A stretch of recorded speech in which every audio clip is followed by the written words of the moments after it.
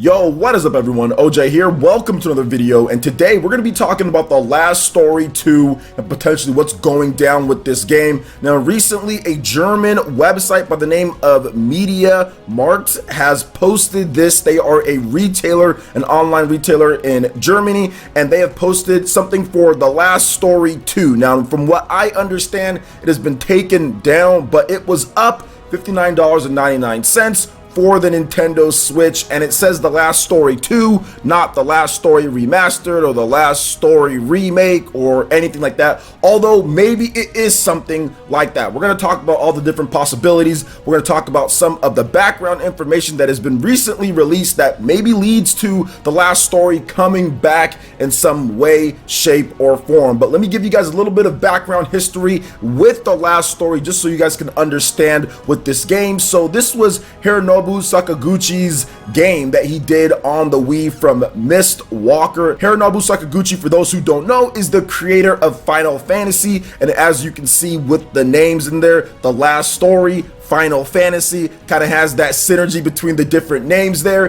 that he made for the Wii back in like 2010, 2011 when the game released, and finally it like picked up here in the West from Xseed because Nintendo did not want to publish it themselves here in the States. Nintendo of America was acting really weird with Japanese RPGs back then on the Wii. They did not want to publish them. That's why we had Operation Rainfall to get these games over, and a lot of them still didn't come over by Nintendo themselves. Actually, if you look at all three of the Operation Rainfall games, there was all sorts of weird circumstances that got them over here. Nintendo of Europe actually localized Xenoblade Chronicles, and that's the only reason why we got the game here with English, is because of Nintendo of Europe, not because of Nintendo of America doing that. So very weird stuff around all of these different games, because this is technically a first party game with The Last Story. Nintendo did take care of it in Japan. So let's talk about this, guys, because there's some more information that we need to get to with The Last Story. So recently Nintendo did a trademark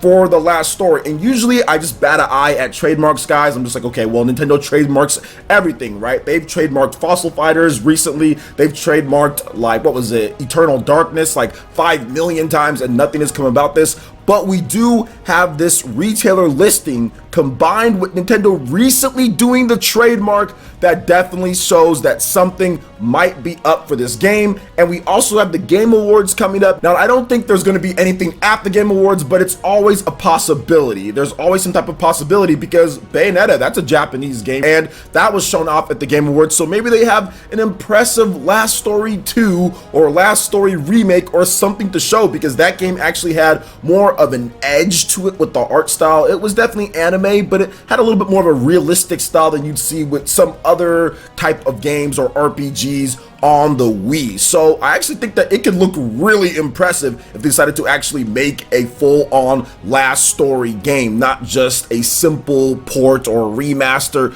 of the original. But I think they'd have to redo things quite a bit. It could look super impressive. I love the art style of it. It was just on the Wii. The system could only do so much, but on the Nintendo Switch, that could be something very different. And there was teases that they would be doing something on the Wii U, and I think that Nintendo probably wanted to do something, but I just think that the sales of the system were just so bad, and by the time that they actually decided to, hey, you know, let's see if we can get something going, the Wii U was already dead. It didn't take very long for the Wii U to already pretty much be dunskies, you know what I'm saying, guys? So I think that there was maybe some thoughts about something, or there was initial developments of something with the Wii U, but it never materialized. And it'd be interesting to see how many games that developers were planning for Wii U potentially, but never happened because the sales of the system were so bad. I bet there's quite a bit. Now, let's move on to the last bit of information here, and that is the sales of the game, because I've already had some discussions with people on Twitter who don't know how to use the internet and just simply look up stuff, and people are already saying, oh, well, the game didn't do well, or this and that, or, well, how was the sales? And it's very simple to look up what Xseed has said about the sales of the game. Now, we don't have any official number that I can give you, because obviously we'd have to get the Nintendo of Japan sales, we have to get how much it sold in Europe, we'd have to get how much it sold here in the US, and we don't have that. But here's what we do have, guys.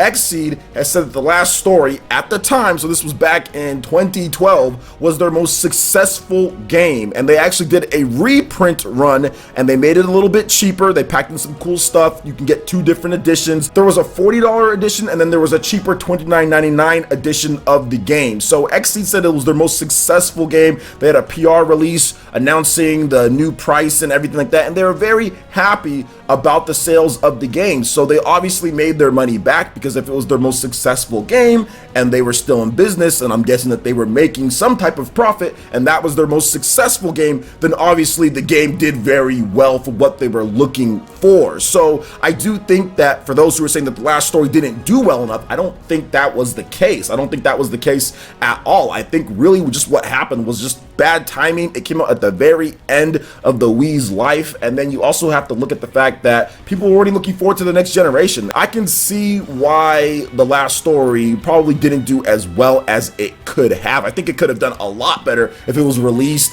day and date, worldwide push with Japan, but Nintendo of America and just Nintendo in general was just not having that. They just were not having, at least Nintendo of America was just not having RPGs back then. This game could be a big seller like a Xenoblade, so it could be like a million seller on the Nintendo Switch if they decided to release it. But there's a couple things that they would have to do, and this is hypothetically speaking if the last story does come out in some way, shape, or form, whether it's a remake or whether it's a sequel. Whatever the case is, there's a couple things that Nintendo needs to do to make sure that this is successful here in the West, just like they did with Xenoblade. One, it has to have a worldwide push. You can't do this whole, we're going to release in Japan on this day, and then a year or 2 years later we're going to get it over here, or 6 months later, or 2 months later, or whatever the case is. You have to have a worldwide push for the game. I think that Xenoblade Chronicles 2 and Torn of the Golden Country, both of those games have done very well here in the West, is because Nintendo said, here's the game in the beginning of January,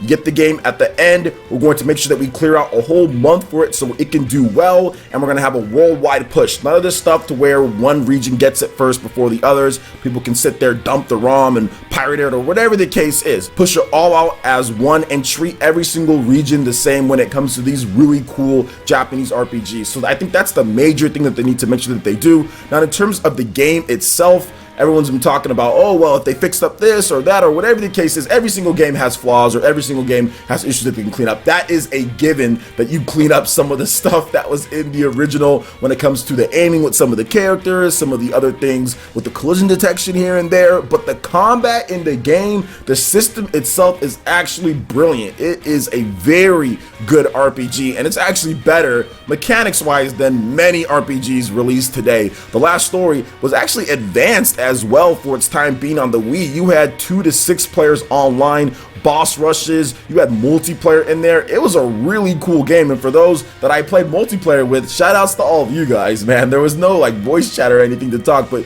you just went through, you did the objectives, you went and fought the bosses and all that, and it was a lot of fun. It was a lot of fun to go through and play it. So I'm hoping that Nintendo would bring this franchise back, because I think it deserves a second shot. I think that it would do very well with the right amount of push and making sure that they get everything out in the game with the same times for each region. None of this other stuff. The fact that Xseed had to step in the first place to get this game over here in the US is absolutely ridiculous. So I think that if Nintendo were to bring it back, they obviously wouldn't do that again, because look at how Xenoblade did. Look at how when they take control into their own hands with RPGs, they do a lot better. And that's the thing that I've seen from Nintendo that's changed the most from the Wii and Wii U era and now until this point, is that they're actually respecting RPGs a lot more. Because in the Wii era, they did not respect RPGs at all. They didn't want to bring over any of the big RPGs that we were getting towards the end of the Wii's life. They didn't want to do anything when it came to it. So I'm happy that Nintendo's completely changed with their mindset. RPGs are now